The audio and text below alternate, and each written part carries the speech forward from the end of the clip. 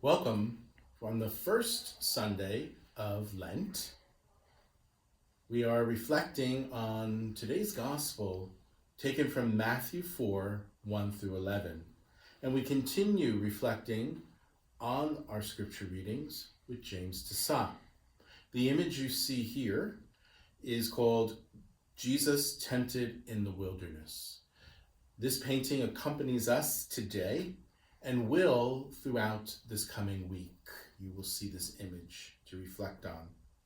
The first thing we need to establish here is that by this time in his life, James Tissot, as he's in his late 50s, he has undergone his conversion and he actually has a big following of his artwork.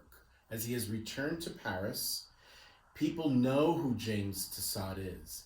And he publishes 2 books on biblical images in 1896, which is well received.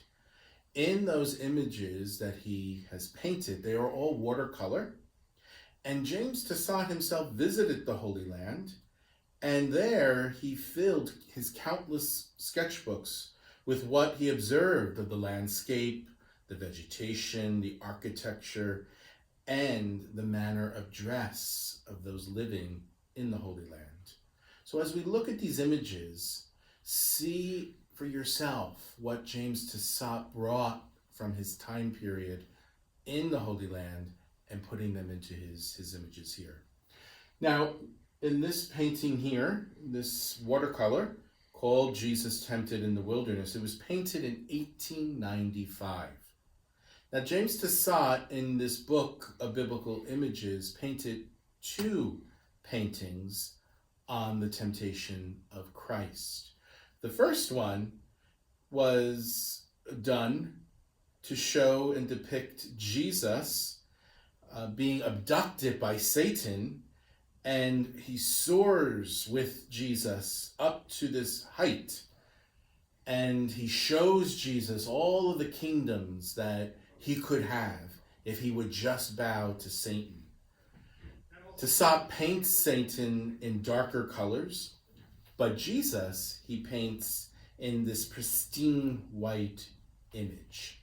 Of course, Jesus rejects Satan's invitation, and he's brought then to this scene that we have here. This is the second image that Tissot paints of the temptation of Christ. And here he shows Christ in the wilderness.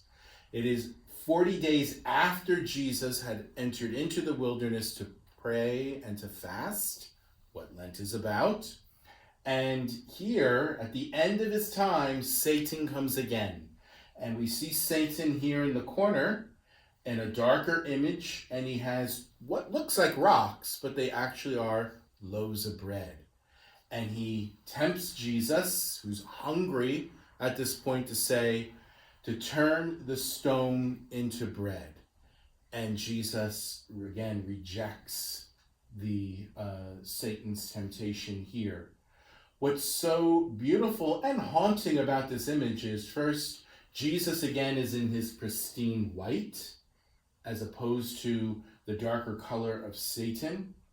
The browns that are used around him sets him apart in the corner as Jesus is turned towards Satan, but then will turn away from his temptation.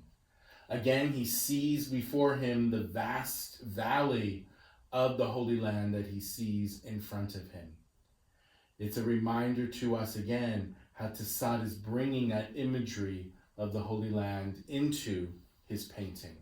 But what's beautiful about this painting for us as we begin this first Sunday of Lent and the temptation of Christ, notice how Satan comes at the end of his time period in the desert and tempts him.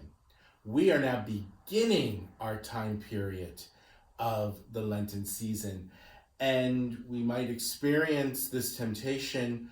Tissot is showing us that even towards the end of this time period, Jesus continues to be tempted. It is a reminder to us that we should always be reflective, prepared, and rejecting the temptations that come to us at the beginning, in the middle, and towards the end of this Lenten season and in our spiritual journey ahead of us. Tissot reminds us that what we are preparing for during this Lenten season is a time period for us to pray, to fast, and to overcome temptation. When you look at this painting, what pops out for you? What image comes to your mind? What comes to you in thinking about what lies ahead for you this Lenten season? It's something for you to pray with and to hold up to the Lord. I encourage you to read slowly Matthew 4, 1 through 11, and what word or what image comes to mind that sort of is portrayed here in this painting from Tissot that helps you to enter more fully into this Lenten season. May God be praised.